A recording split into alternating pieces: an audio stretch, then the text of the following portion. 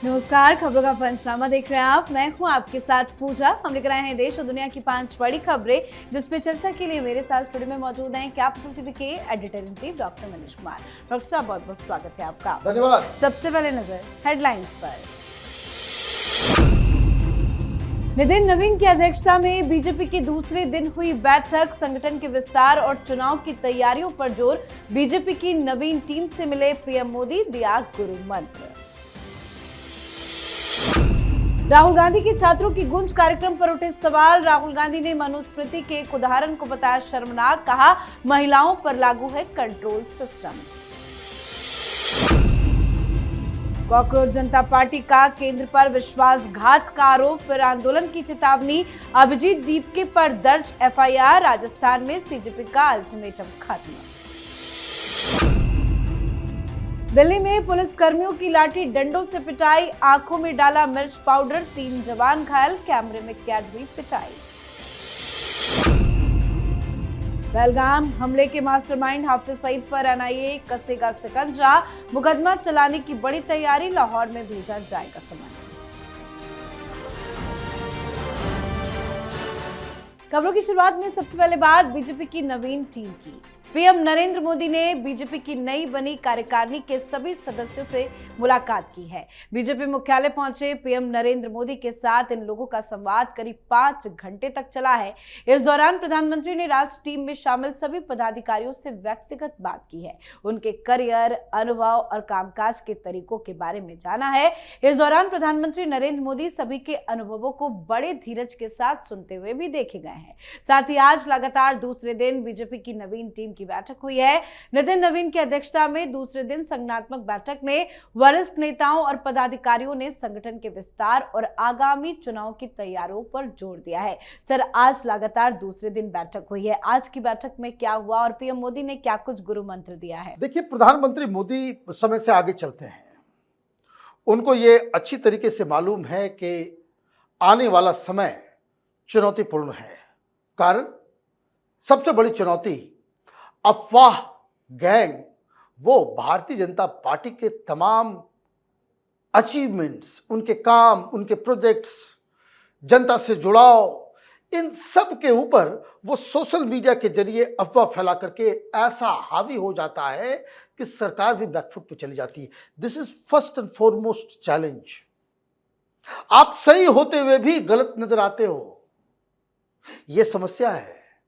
और आपके इस बर्ताव की वजह से आपके समर्थकों को लगता है आप कमजोर होते जा रहे हो। तो यह सबसे बिगेस्ट चैलेंज है। और इसीलिए प्रधानमंत्री मोदी ने न सिर्फ पदाधिकारियों को बल्कि संगठन को और तमाम कार्यकर्ताओं को कहा है, सोशल मीडिया पे एक्टिव होना बहुत जरूरी है। कोई अफवाह है, कोई भी चीज है, अभी आप क्या है, आप रियल राजनीति जब होती है तो प्रधानमंत्री मोदी वो चढ़े हुए रहते हैं, कांग्रेस पार्टी पीछे पीछे जवाब देने में उनका समय चला जाता है। आप इतना प्रोएक्टिव काम करते हो, सोशल मीडिया में ठीक उल्टा है। वो जो है कुछ बम विस्फोट करके भाग जाते हैं और आप जो है सफाई देते देते आपकी पूरी जिंदगी जा रही है। पिछले 1 साल से यही हो रहा है। प्रधानमंत्री ने कहा नहीं, इसको तो बदलना पड़ेगा, दिस हैज टू चेंज।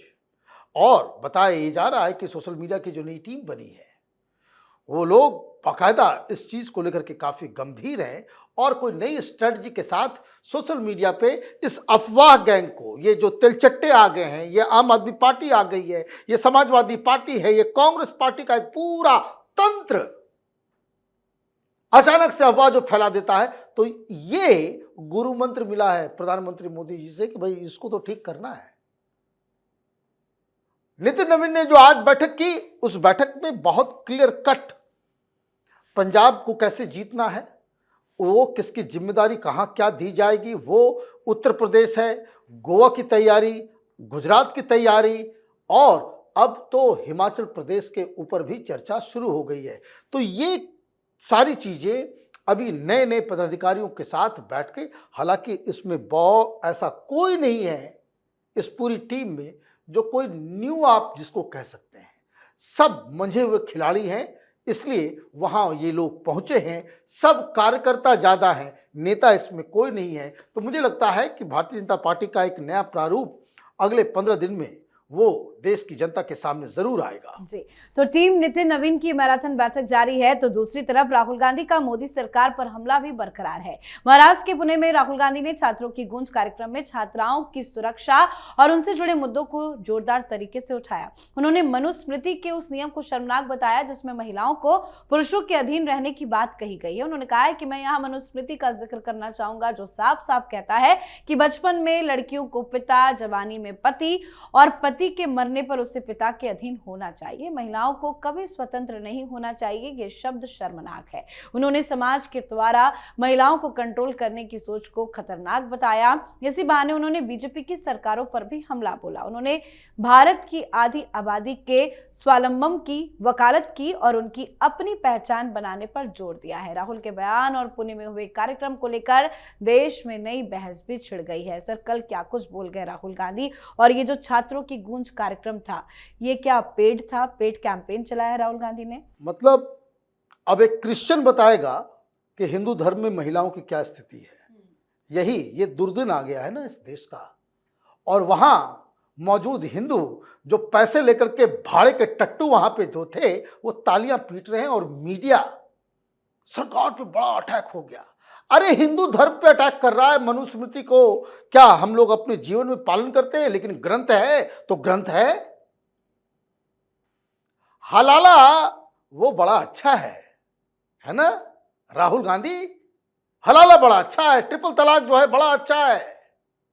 महिलाओं को जहां बेड़ियां लगा दी जाती है, जहां पता नहीं क्या क्या हो सकता है, क्या क्या होता है इस्लामिक सोसाइटी के अंदर, मैं बोलूं तो आप यकीन नहीं कर पाएंगे महिलाओं के साथ क्या क्या यातनाएं की जाती है। लेकिन इनको, क्योंकि ये क्रिश्चियन मां के पैदाइश है ना, इनको बताया नहीं गया है कि दुनिया का अकेला धर्म हिंदू धर्म है जहां देवी की पूजा की जाती है। सृष्टि की रचयिता शक्ति को माना जाता है, मां दुर्गा को माना जाता है।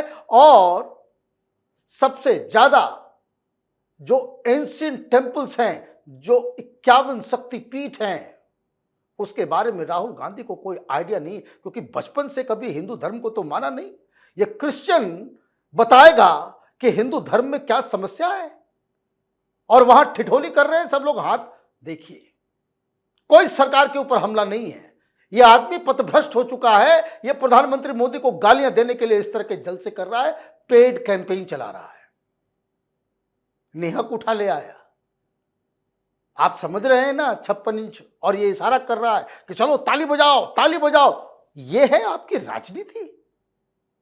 4 साल के बाद बुजुर्ग बन जाएंगे आप, सीनियर सिटीजन में आपकी गिनती होगी। पीले रंग के टी शर्ट पहनने से आप जेनजी नहीं बन जाएंगे। जी, अब बात कॉकरोच जनता पार्टी की। जंतर मंतर पर हुए प्रदर्शन के बाद अब कॉकरोच जनता पार्टी ने केंद्र सरकार के खिलाफ एक बार फिर से आंदोलन का संकेत दिया है। सीजेपी ने सरकार पर युवाओं से किए गए वादों से पीछे हटने और उनके भरोसे के साथ विश्वासघात करने का आरोप लगाया है। कॉकरोच जनता पार्टी ने बताया है कि वो 24 अगस्त को एक बैठक या विचार विमर्श के जरिए आगे की रणनीति पर फैसला करेगा। संगठन ने अपने समर्थकों, छात्रों, युवा नागरिकों और देश भर में मौजूद सीजेपी स्वयंसेवकों से तैयार रहने की अपील की है। इस अपील के बाद एक बार फिर से आंदोलन शुरू होने की संभावनाओं को लेकर चर्चा तेज हो गई है। तो दूसरी तरफ अभिजीत दीप के भी बुरे फंस गए हैं। उन पर औसा के एक सरकारी स्कूल में बिना अनुमति घुसने, सरकारी काम में बाधा डालने और शिक्षकों को धमकाने का आरोप लगा है। पुलिस ने इस मामले में भारतीय न्याय संहिता की कई गंभीर धाराओं के तहत केस भी दर्ज कर लिया है। सर, बार बार ये धमकी दे रहे हैं सीजेपी वाले कि एक बार फिर से आंदोलन करेंगे, लेकिन दीप के तो बुरे फंसते हुए दिखाई दे रहे हैं। कह तो रहा था कि जयपुर आने वाले हैं, जयपुर में धरना प्रदर्शन करने वाले हैं, जहां रांका की पिटाई हुई वो गांव जाने वाले हैं। ऐसा तो इंफॉर्मेशन इसने दिया था। क्यों डर गए? डर गए? जाओ, जाना चाहिए। अभी दनादन केस हो रहा है हर जगह, और लगे हाथ इतने बहादुर हो तो यूपी में जरा करके दिखाओ। इधर तो थोड़ा लुंजपुंज किस्म के लोग हैं जो सरकार चला रहे हैं। यूपी आइए, स्वागत है आपका। यूपी में आकर के स्कूल में इस तरह से निरीक्षण करके दिखा दो। तब तो माने आंदोलनकारी हो। देखिए, ये गिदर भभकी देने वाले लोग हैं। ये जंतर मंतर से उठने के बाद ये चौथा धमकी है कि हम फिर से शुरू करेंगे, हम फिर से शुरू करेंगे। करो ना, किसने रोका है? आप कीजिए, जनता दौड़ाएगी। ये तमाशा जो है ये अमेरिका नहीं है, ये बांग्लादेश भी नहीं है, ये नेपाल भी नहीं है। मैं बार बार कह रहा हूं, इस देश को बचाना है तो इस तरह के अराजक तत्व जो हैं उससे निपटने के लिए सरकार को छोड़िए, हर हिंदू को बाहर निकलना चाहिए। ये सब भाड़े के टट्टू हैं, विदेशी पैसे के ऊपर इस देश में अराजकता फैलाना चाहते हैं। ये सबको गाली गलौज, देखिए किस तरह की भाषा का इस्तेमाल करता है। What the F is happening in Rajasthan, यह आपकी भाषा है? पता नहीं सुप्रीम कोर्ट को भी क्या हो गया, आपको चीफ जस्टिस को अपमानित करने का काम इन लोगों ने किया। उनके एक सेंटेंस को उठा करके इस तरह का तमाशा इन लोगों ने किया। फिर भी सरकार जो है वो बिल्कुल बच्चों का, उसको कहते हैं ना, किड ग्लोव्स के साथ जो है ट्रीट कर रही है। पकड़ के उठा उठा करके इसको डालिए अंदर। पिछले एक सप्ताह से मैं कह रहा हूं, जब से ये तमाशा शुरू हुआ स्कूलों का, कि किस कानून के तहत वो जा रहा है, प्रिंसिपल्स को डांट रहा है, टीचर्स को डांट रहा है। आप इनको इनकरेज करोगे, आप इनके ऊपर कार्रवाई नहीं करोगे, आगे ये अनकंट्रोल हो जाएंगे। और फिर जनता जिस तरीके से राजस्थान में दौड़ा दौड़ा करके पीटना चालू की, अभी तो हाथ चलाया, कुछ और चल गया, तो इसके लिए भी जिम्मेदारी सरकार की ही होगी। क्योंकि आपने एक्शन नहीं लिया तो जनता को खुद, जैसे वो चीजों को अपने हाथ में ले रहे हैं, तो जनता क्या यहां बैठ के मुंह ताकेगी कि जॉर्ज सोरोस के पैसे से फंडेड कुछ लोग यहां आकर के तमाशा करेंगे, अपनी राजनीति चमकाएंगे? ये पॉसिबल नहीं है। इसलिए मैं बार बार कहता हूं, do it, come to Jantar Mantar again. ये भी जनता देख ही ले कि तुम्हारी क्या हैसियत अब बच गई है। बिल्कुल, चलिए बढ़ते हैं आगे। दिल्ली के भलसवा डेयरी इलाके से एक हैरान कर देने वाला मामला सामने आया है, जहां ड्यूटी पर तैनात पुलिस टीम पर हिंसक भीड़ ने हमला कर दिया।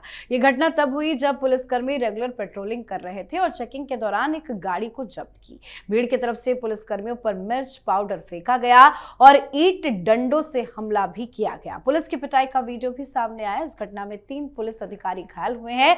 दिल्ली पुलिस ने इलाके के कुख्यात अपराधी सुनील उर्फ पंकज पर मुख्य हमलावर होने का आरोप लगाया है। बताया जा रहा है कि पंकज पहले से ही संगीन अपराधों समेत 5 मामलों में शामिल रहा है। सर, बड़ा ही शर्मनाक वीडियो है। इतनी हिम्मत कहां से आ रही है, पुलिस की ही पिटाई कर दी गई। भाई हर जगह होगा ये चीफ जस्टिस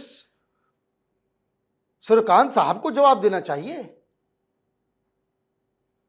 ये जुडिशरी को बताना चाहिए, अमित शाह को बताना चाहिए, केंद्र की सरकार को बताना चाहिए। भाई कोई पहली बार थोड़ी पिटाई हो रही है।